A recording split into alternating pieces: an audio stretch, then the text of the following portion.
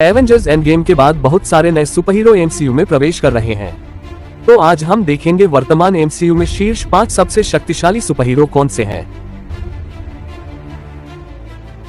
यह एक कंट्रोवर्शियल हो सकता है, लेकिन मेरी बात सुने। स्पाइडर-मैन नो वे होम ने पीटर पार्कर को मिरर डायमेंशन में देखा। वह एमसीयू में सबसे शक्तिशाली जादूगर डॉक्टर स्ट्रेंज को पछाड़ने के लिए अपने गणितीय कौशल का उपयोग करने में सक्षम था, जिससे वह अधिकांश फिल्म के लिए वहीं फंस गया। स्पाइडर-मैन की ताकत को अक्सर कम करके आंका जाता है। वह सिर्फ 16 साल की उम्र में बकी के वाइब्रेनियम आर्म को बमुश्किल एक हाथ से पकड़ता है। जैसे ही हम टॉम हॉलैंडर के साथ न्यूयॉर्क शहर में एक पुराने स्पाइडरमैन के युग में जाते हैं, मैं यह देखने के लिए उत्सुक हूँ कि कैसे स्पाइडरमैन 4 में यह कच्ची ताकत और बुद्धि परिपक्व होती है। मार्क स्पेक्टर को शुरू में चंद्रमा के मिस्र के देवता खोंशू के साथ एक सौदा करने पर पुनर्जीवित किया गया था। इस सौदे ने मार्क को उनका अवतार बना दिया, जिसका नाम फिस्ट ऑफ खोंशू रखा गया, और उन्हें पृथ्वी पर न्याय के लिए लड़ते हुए खोंशू की बोली लगानी थी। ऑस्कर आइजैक के सुपरहीरो को डिसोसिएटिव आइडेंटिटी डिसऑर्डर है, जिसका अर्थ है कि वह पूरे समय के लिए मार्क और स्टीवन के बीच स्विच करता है।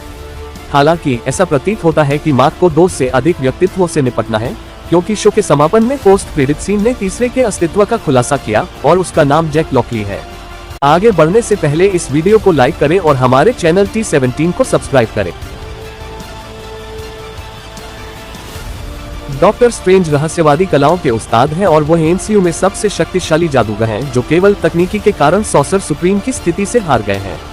अन्यथा वह सॉर्सरर सुप्रीम होने के योग्य है। हालांकि doctor strange multiverse of madness में डॉक्टर स्ट्रेंज में कई बार मारे गए, उनकी त्वरित सोच की रणनीति ने उन्हें डोरमामू का सामना करने, थानोस को हराने और कैद करने और थोर और लोकी को अपने जादू से रोकने में मदद की है। वांडा मैक्सिमॉफ ने स्कारलेट विच के रूप में अपनी पूरी शक्तियों तक पहुंचने से पहले ही वह कुछ एवेंजर्स में से एक थी जो थानोस के साथ खुद को पकड़ने में सक्षम थी। उसने सचमुच एवेंजर्स एंड गेम में अपने जादू के साथ थानोस की आर्मर को अलग करना शुरू कर दिया, और फिर मल्टीवर्स ऑफ मैडनेस में वॉन्ड के सर्वश्रेष्ठ जादूगरों के साथ पैर की अंगुली चला गया, और उसने सचमुच Black Bolt, Mister Fantastic, Captain Marvel, Captain Carter, Professor X जैसे सभी इल्यूमिनाटी सदस्यों को मार डाला। यह केवल उसके बच्चों का भावनात्मक प्रभाव था जिसने आखिरकार उसे रोक दिया। इसलिए वह एमसीयू में सबसे शक्तिशाली सुपरहीरो में से एक है। एमसीयू में इस समय पर थोर को साबित करने के लिए इतना कुछ नहीं बचा था। अपना नया हथियार स्टॉर्मब्रेकर बनाने के लिए अयस्क को गर्म करने के लिए थोर को एक न्यूट्रॉन तारे की गर्मी, ऊर्जा और बल को सहना पड़ा। कुछ ऐसा जो एमसीयू के अधिकांश पात्र करने का सपना भी नहीं देख सकते थे। यह उपलब्धि न केवल थोर की शक्ति के लिए बल्कि उसके पागल स्थायित्व के लिए एक बहुत बड़ा वसीयतनामा था। जैसा कि लगभग वाष्पीकृत होने के कुछ ही मिनटों बाद वह ठीक लग रहा था। एक तारे के बल को समझना कई कारनामों में से एक है जो थंडर के देवता की शक्ति को दर्शाता है। वकंडा की लड़ाई में थोर की आइकॉनिक एंट्री के बाद थोर ने इस्तेमाल किया थानोस को घातक रूप से घायल करने के लिए उसकी नई गढ़ी गई कुल्हाड़ी स्टॉर्मब्रेकर। थोर की कुल्हाड़ी को नीचे गिराने के लिए इन्फिनिटी गॉन्टलेट की पूरी शक्ति लगेगी, लेकिन यहाँ तक कि मैथ थानोस की थकावट टाइटन की आर्मर की छाती को थोपने से रोकने के लिए यह पर्याप्त नहीं था।